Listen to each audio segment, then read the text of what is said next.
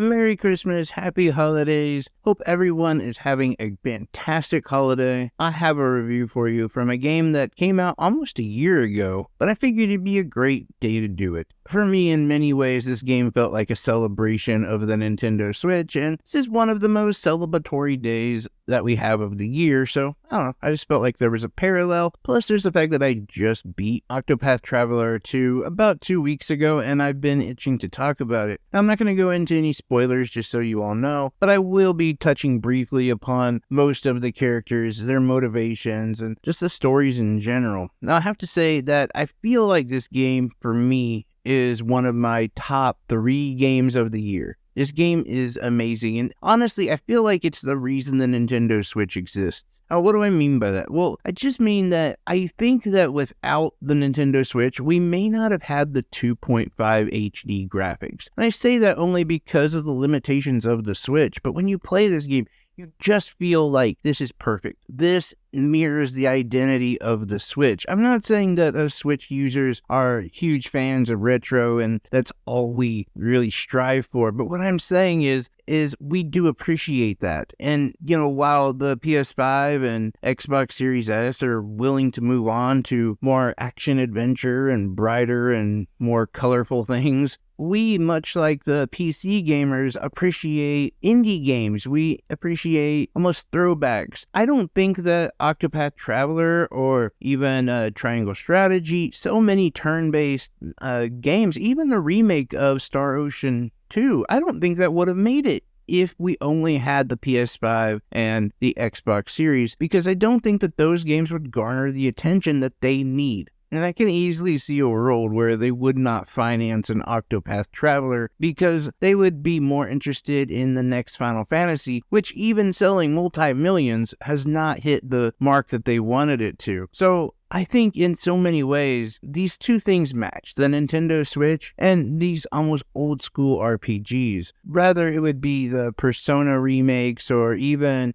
Star Ocean remakes, the Final Fantasy Pixel remasters. Heck, some could even argue they don't know if Crisis Core would have been remade had it not been for the Nintendo Switch and the success of something like Octopath Traveler, showing that there is still very much a need and want for that style of games. And again, I have to say this is why I love Octopath Traveler 2, because it does offer that, but a modern twist and its own new story. It's a brand new IP. Well, it's a sequel to a brand new IP. You get what I'm saying. It's not a remake. It's not a remaster or something or a port. No, it's a brand new thing they created. And for those of you who are not familiar, this game tells the story of 8 different characters. An engaging, long story filled with side quests for specific characters, and also different quests that engage 2 of your characters at the same time. The one thing that I think had a knock against this game was that the characters didn't really even seem to know each other in the first one. They just all seemed to be walking side by side without knowing who their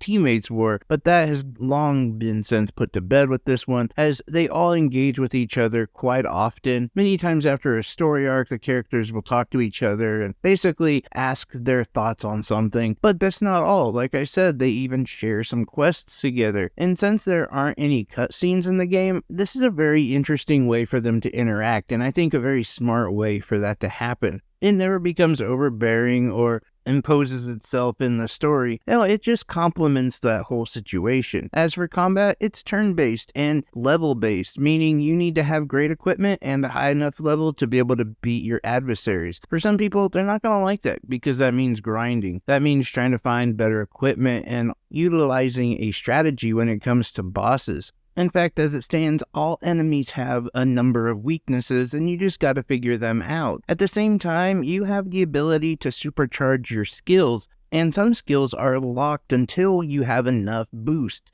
which is essentially your ability to attack twice, and you can supercharge your skills by boosting these skills, meaning you use or save up enough boosts that you can have 3 or 4 hits in a row.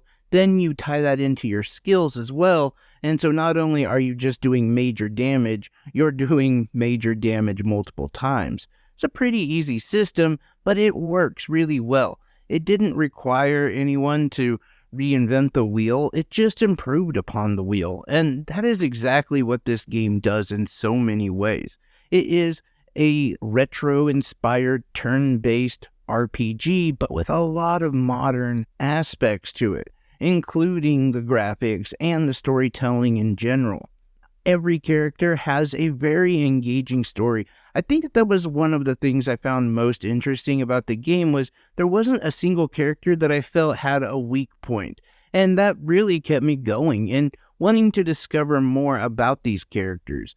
I personally used Hikari as my main character, and his story is probably the most simple out of all of them, as he was a prince, but he was kind of the cool prince. He was the one that hung out with all the lowborn, if you will, and the commoners, and his brother was much different and really only obsessed over power. At the same time, Hikari had a secret energy inside of him, one that he was trying to tamp down, one that came from his own blood, a lust of violence, if you will, that he was trying to keep in control. But at the same time, his brother staged a coup, killing his father and ultimately throwing Hikari out of town. And as Hikari, you are looking to build an army up and take back your rightful kingdom, not only just because you feel like you deserve it, but also because you want to protect your people. You know who your brother is. He's a violent troglodyte who has no use for commoners and the people that you love. And honestly, Hikari's story is probably the most straightforward. A lot of them have just different aspects that I really appreciate. Their own, for instance, is an assassin who started as a child who basically this group would take adopted children and teach them how to be assassins.